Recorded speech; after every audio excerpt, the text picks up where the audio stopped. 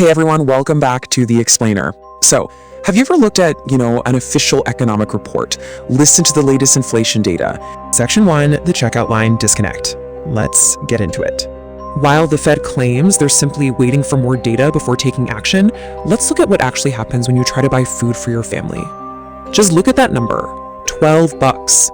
Imagine walking into the store to buy a simple, everyday necessity, like a carton of eggs, and suddenly, boom, you're hit with a $12 price tag. That's not some future projection, that is an immediate shock to your purchasing power.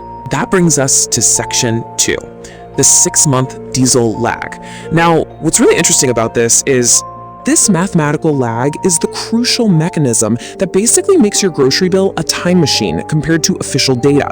To understand those $12 eggs, we actually have to look backward at this number, $5.64. According to the source material, the journey of those incredibly expensive eggs doesn't start at the grocery store at all. It starts at the fuel pump.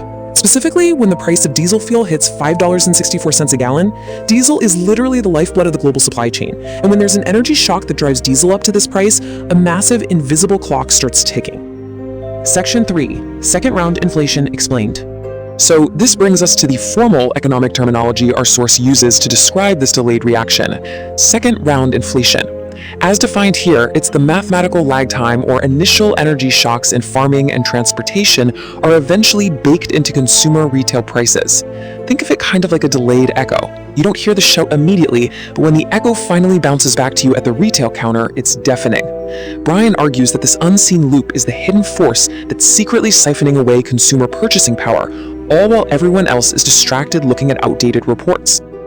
Moving on to Section 4, the Federal Reserve Trap.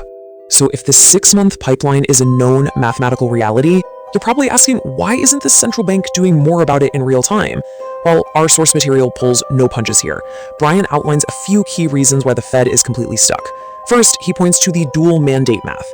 The Fed is legally required to balance both employment and inflation, which creates conflicting mathematical priorities.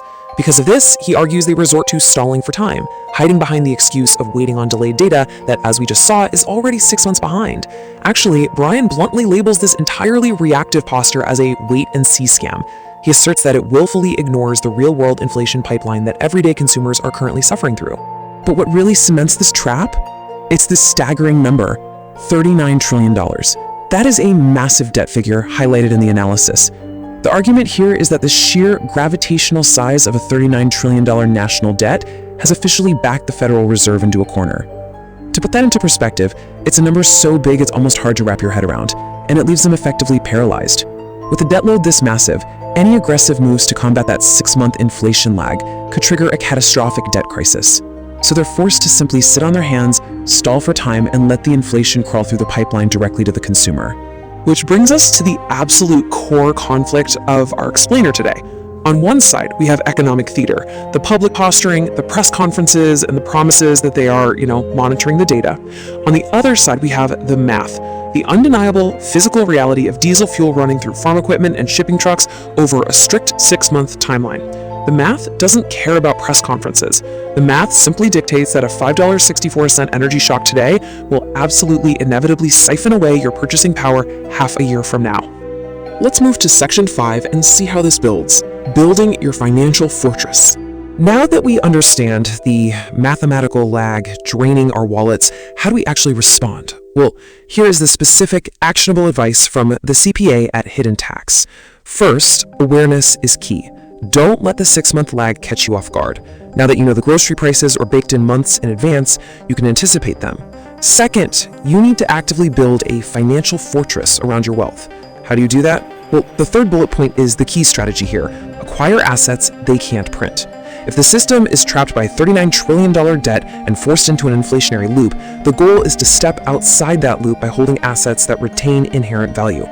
Ultimately, the whole shebang comes down to keeping the math in your favor, protecting your wallet from a supply chain that is, right now, working against it. And that brings us to our final thought. Is the hidden 6-month lag already siphoning away your purchasing power at the checkout line? The next time you're at the grocery store looking at the price of eggs or milk, I want you to look at it through the lens of that diesel lag. Ask yourself, am I paying for today's value, or am I paying for an energy shock that happened half a year ago? Understanding the structure of these economic pipelines is the absolute first step to protecting yourself against them. Thank you so much for joining me on this explainer, and remember, keep questioning the data.